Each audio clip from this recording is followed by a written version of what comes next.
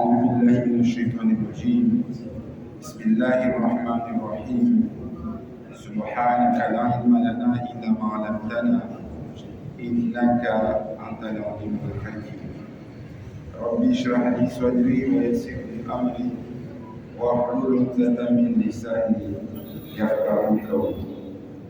Voici donc 5 choses pour ne plus désobéir à Allah subhanahu wa ta'ala. Et le message s'adresse à nous tous, hommes et femmes, enfants ou vieux. Voici donc 5 choses pour ne plus désobéir à Allah subhanahu wa ta'ala. Ibrahim ibn Adam, rahimahullah, était un ancêtre très célèbre. Il est mort en 161 de l'Hégire 778. Ibrahim ibn Adam est né 90 ans après la mort du prophète sallallahu alayhi wa sallam. C'était un savant comme nous qui avait la piété et la sagesse. Il avait la réputation de soigner les cœurs malades. Un jour, un homme est venu le voir en lui disant: Ya Ibrahim, je suis un grand pécheur, c'est-à-dire celui qui fait beaucoup de péchés. Et je ne cesse de faire des péchés. Je n'arrive pas à m'arrêter. Je suis donc insouciant. Je suis injuste envers moi-même, envers mon âme. Je me fais du tort à moi-même et je n'arrive pas à m'en sortir de cette situation-là. Quel conseil peux-tu me donner que je puisse arrêter de continuer dans cette mauvaise voie? Que je puisse continuer à désobéir à Allah subhanahu wa ta'ala.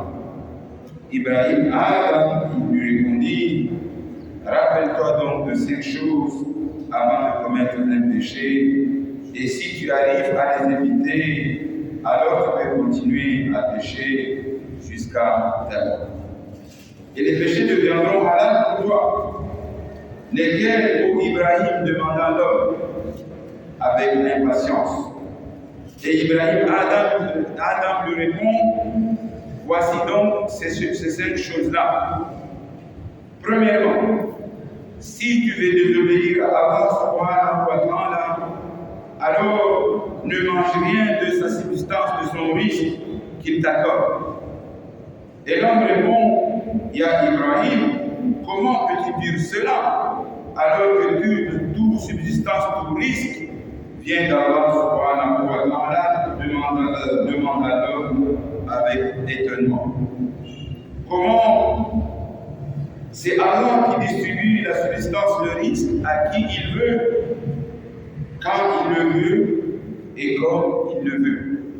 Alors Ibrahim lui répondit: si tu sais cela, comment oses-tu alors manger de sa subsistance en lui désobéissant en même temps? Tu as raison, Ibrahim, répondit l'homme. Dis-moi la deuxième dis-moi la deuxième chose, demanda la personne, cet homme-là. Deuxièmement, dit Ibrahim, si tu veux désobéir à Allah subhanahu wa ta'ala, alors ne le fais pas dans un endroit qu'il a créé. N'habite pas un pays qui lui appartient.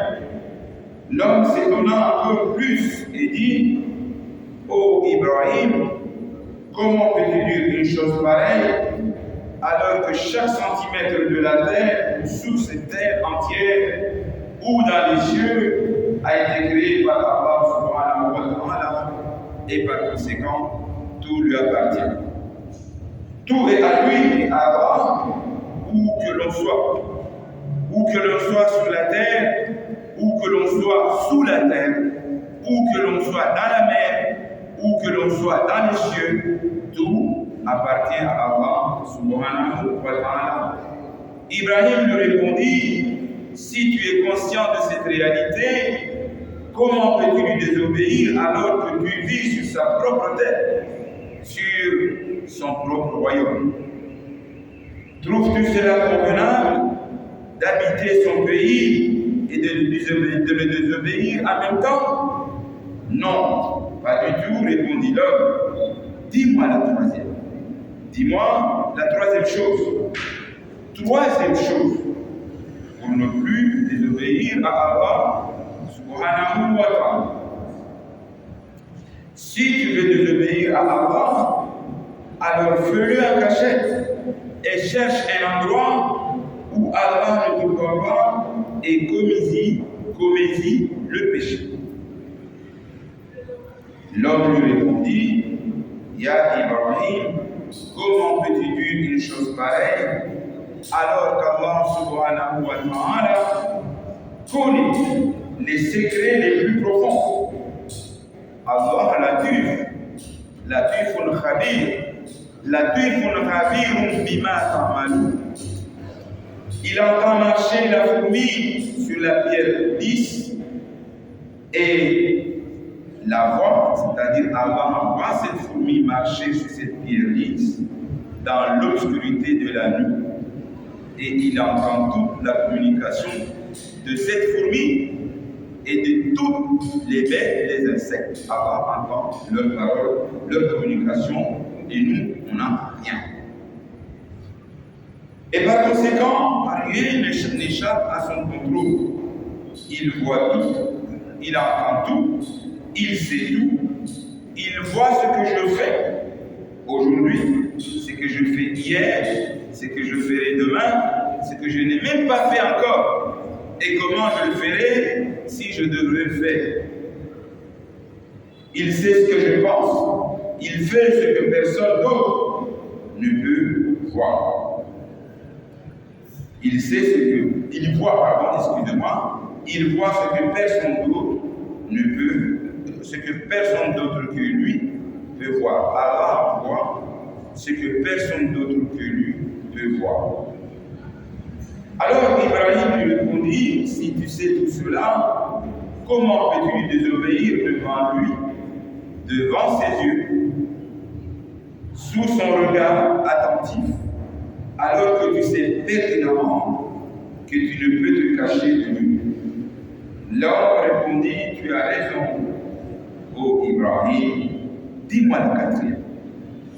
Quatrième chose, si l'ange de la mort vient prendre ton âme, alors demande-lui de t'accorder un délai. Exige de lui qu'il reporte ta mort pour quelques minutes, pour quelques heures, pour quelques jours, pour quelques semaines, pour quelques mois ou quelques années. L'homme répondit, Ya Ibrahim, c'est impossible, car si la mort était un choix, je choisirais l'éternité, c'est-à-dire que je choisirais ne jamais mourir.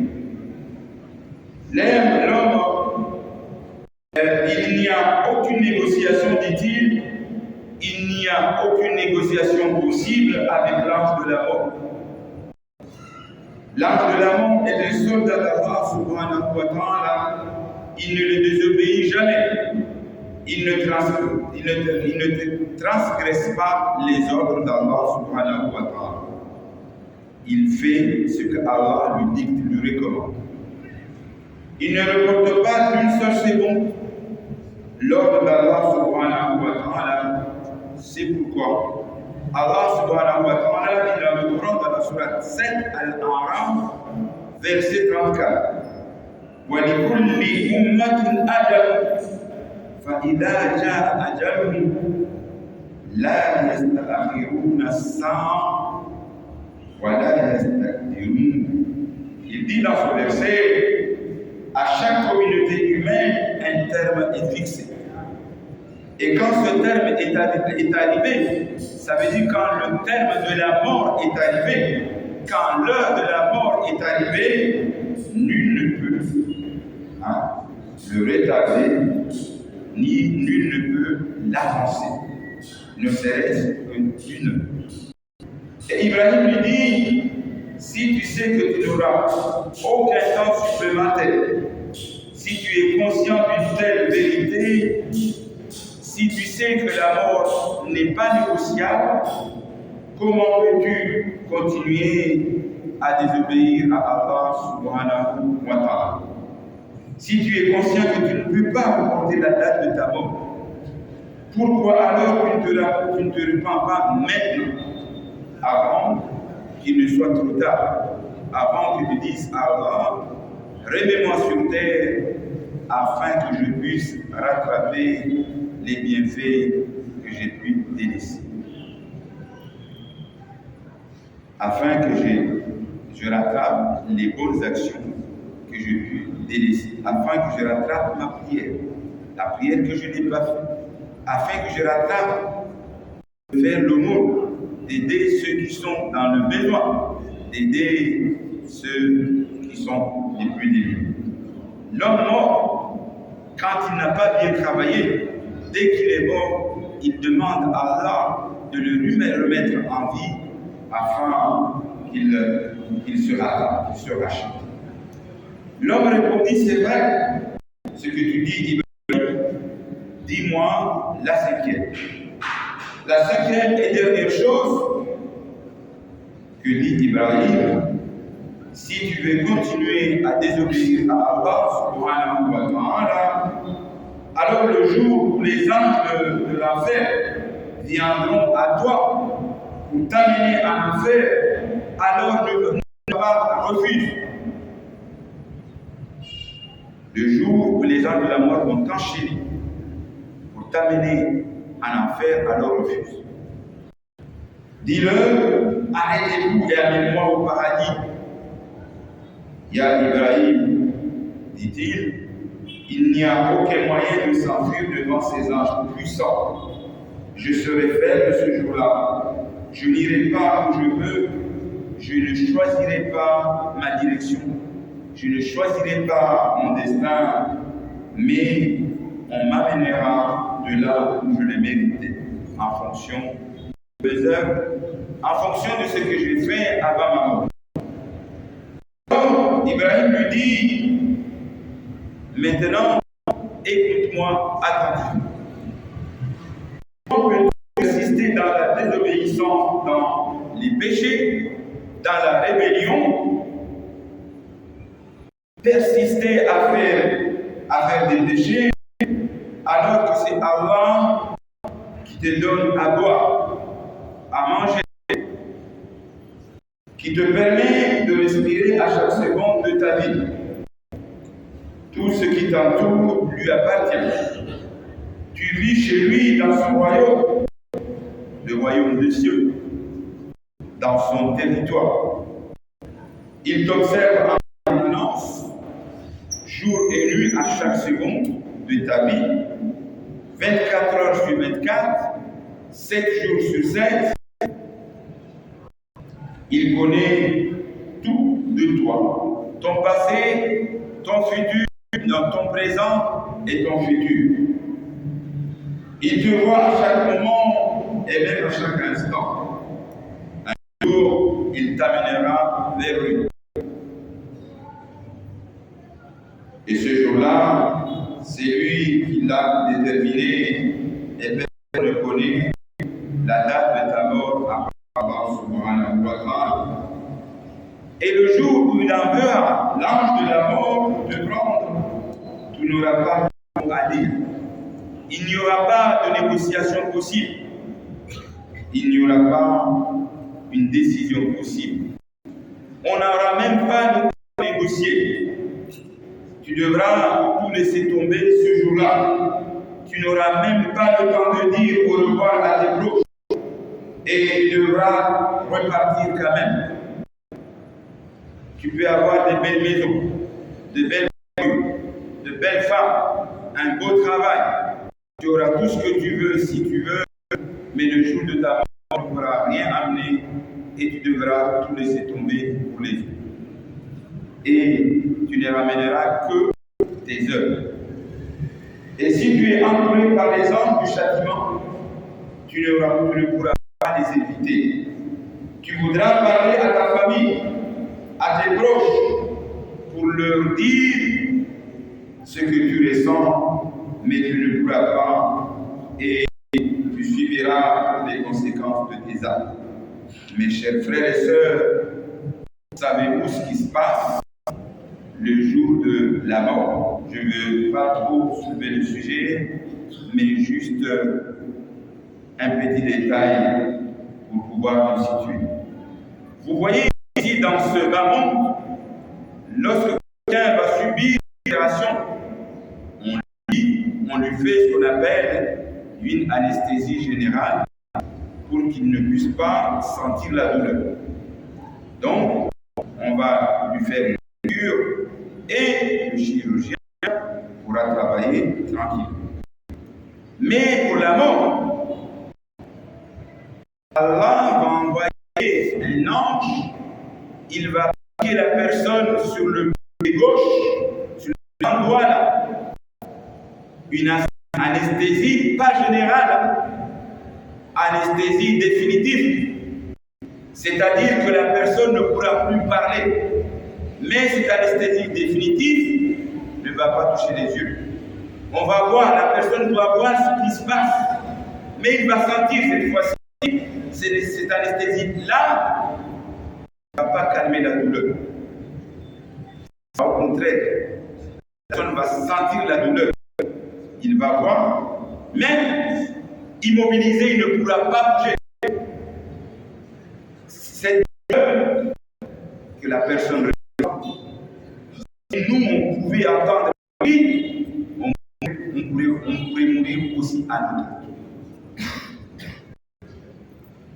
Voilà un peu la situation de la personne qui est en train de mourir. Il ressent tout ça, il voit tout ça, mais malheureusement, il ne pourrait pas communiquer avec nous. Et si tu fais cela, comment ne pas profiter de l'occasion où tu es encore en vie, changer les choses et arrêter les péchés, te repentir et arrêter d'obéir à Allah subhanahu wa ta'ala maintenant encore en vie. En attendant, cet homme a eu un électrochoc spirituel. Il a été touché par ses paroles, par ses bonnes paroles de vérité. Il s'écria en pleurant et il s'est repenti immédiatement.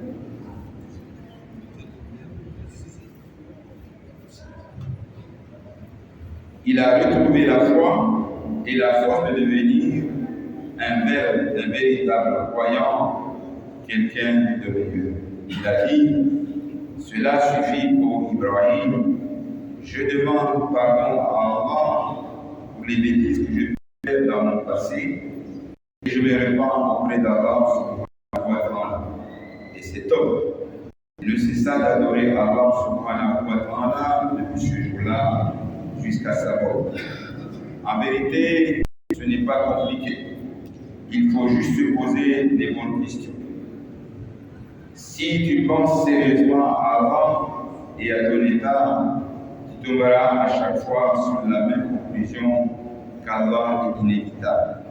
La vraie question, je dois me poser deux questions simples. Est-ce que je suis sûr que je vais mourir un jour?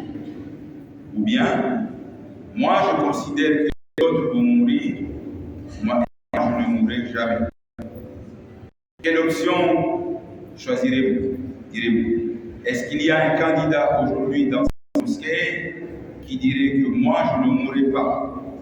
Je ne pense pas qu'on est tous conscients qu'il y aura quelqu'un qui lèverait la main et qui dirait moi je ne mourrai pas. On est tous sûrs qu'un jour on va mourir. Mais le problème, le véritable problème, c'est qu'on sait toujours que la mort est très loin, très loin. Hein? Peut-être que j'aurai 90 ans, 100 ans, et ça, c'est une manœuvre satanique. Mais si je sais que sûrement je vais mourir, posons-nous la véritable question cette fois-ci. Qu'est-ce que je vais amener avec moi? Ma voiture, ma maison, ma famille, mon travail, ma femme, mes enfants? La réponse, vous la connaissez, je n'amènerai rien, quel que soit l'objet que je peux obtenir. Tu peux bien travailler, tu peux bien remplir ton compte en banque, tu peux bien construire tes maisons, les voitures. Et le jour où tu vas mourir, tu devras tout laisser tomber, partir seul avec tes œuvres.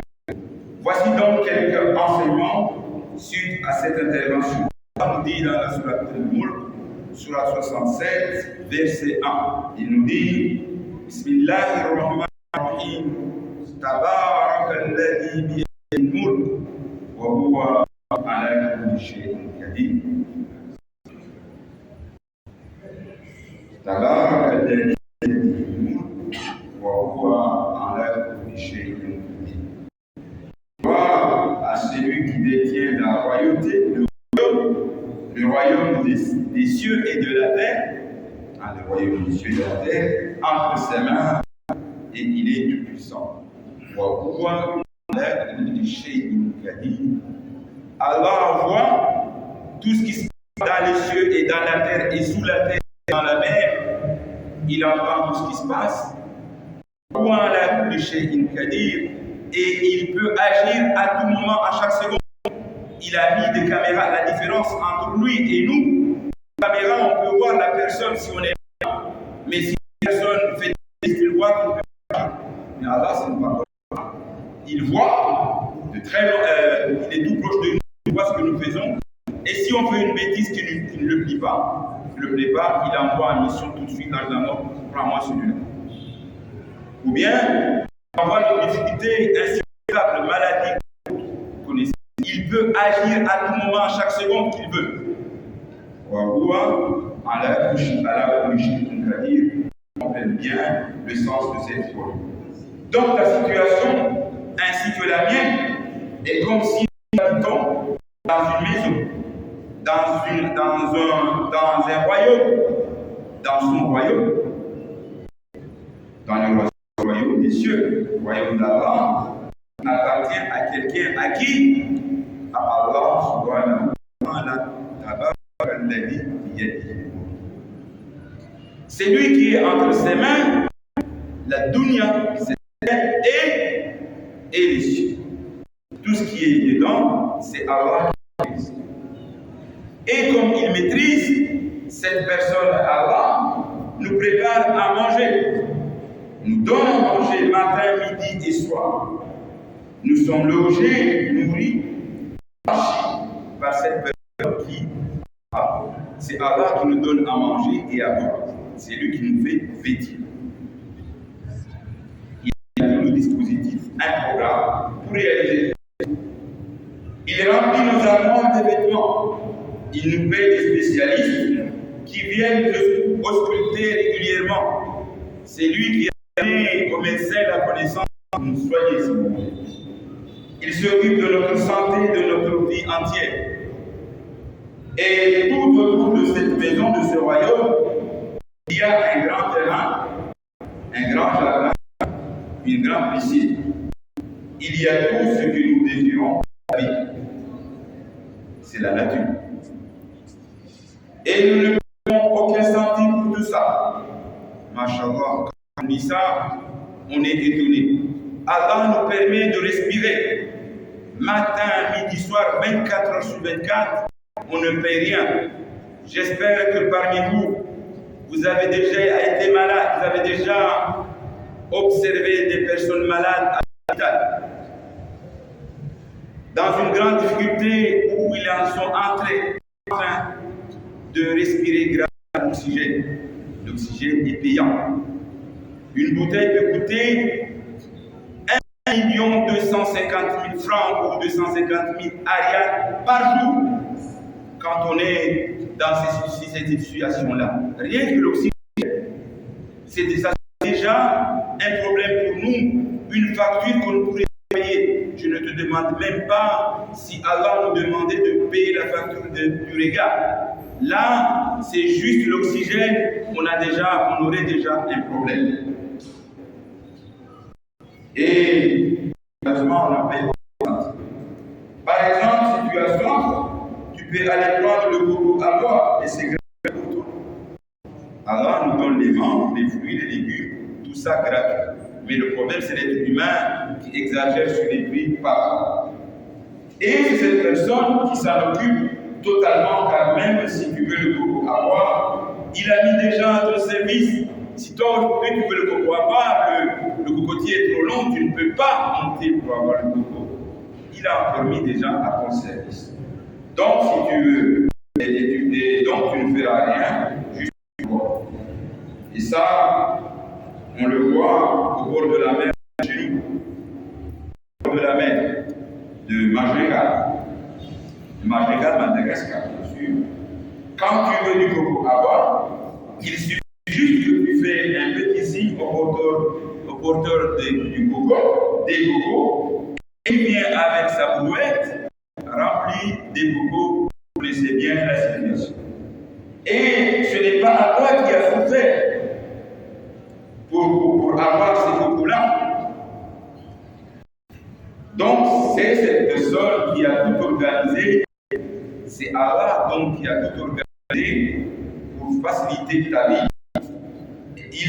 Allah a mis du personnel à ton service dans toutes les situations de ta vie.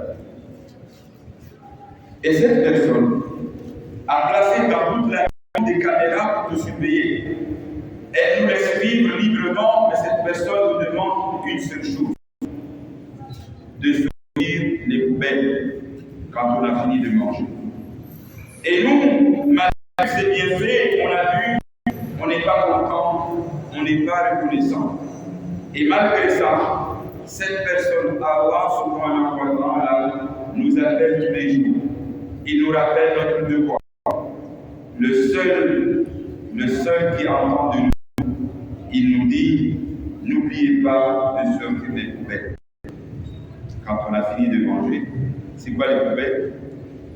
Juste Alhamdulillah Rabbil Alamin. Ou bien Astaghfirullah. C'est tout ce qu'il demande de nous. Tout le reste, il s'en charge. Ou bien Subhanallah. Ou bien Allah. Ou bien La ilaha illallah Muhammadur Rasulullah. Mais comme on ne peut pas, comme on n'est pas capable de réaliser parfois ces formules, de les prononcer, c'est encore lui qui s'en occupe et il patiente avec nous. Allah nous laisse des chances, mais nous on vit dans l'insouciance, inconscient de notre état, inconscient à sa bienfaisance. On n'a pas estimé la vraie valeur d'Allah subhanahu wa ta'ala. Et c'est ainsi que nous sommes avec Allah. C'est exactement notre situation avec Allah. Il nous a donné parfois en nous. La seule chose qu'il attend de nous, c'est que l'on sorte les poubelles de notre cœur, de demander pardon à Allah, augmenter notre foi et que l'on se purifie. Que l'on soit quelqu'un de bien, de bon, à l'apparence et à l'intérieur. Et si on accomplit cela, comment pourrait-on imaginer, par exemple, des gens qui viennent à la mosquée, qui utilisent les toilettes, qui font leurs besoins et qui ne tirent même pas la chasse d'eau? Et ça, c'est très grave parce que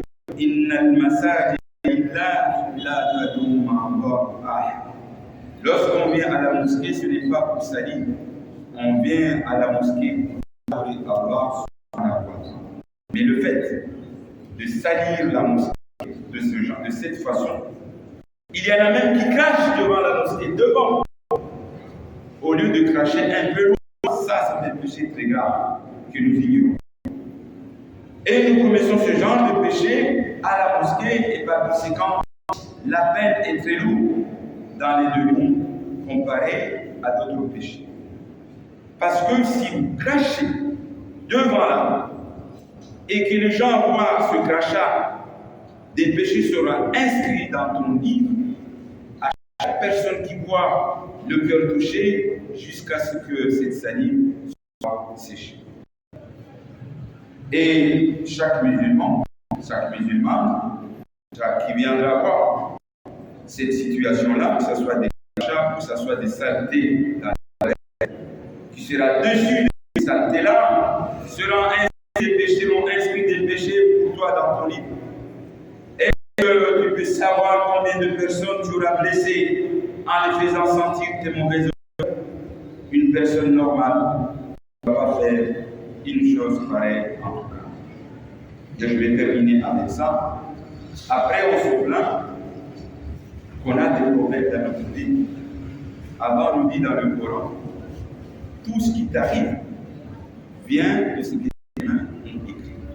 Il dit, si t'arrive un malheur, c'est que tu as commis quelque chose avant ce malheur, une bêtise. Avez-vous oublié que le péché commis vaut le résultat d'une difficulté? Un malheur t'arrive, tu as fait une bêtise et tu n'as même pas demandé pardon.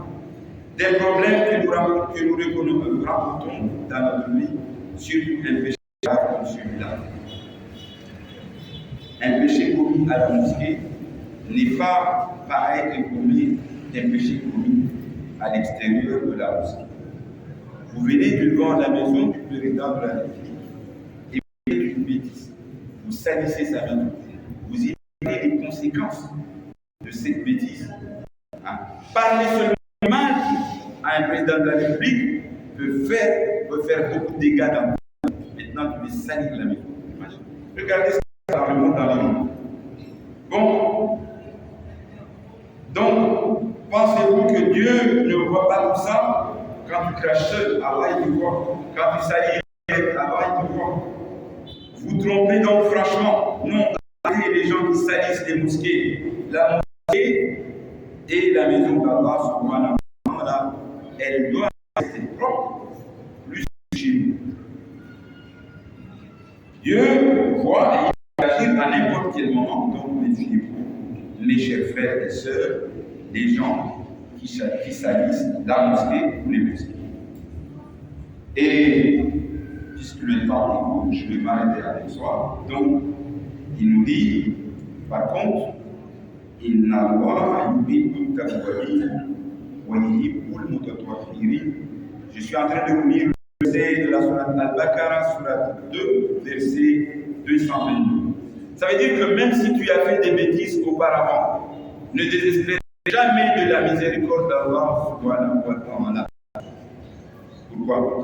Parce que Inna Allah yuhibbu at-tawwabin wa yuhibbu al-mutatahhirin.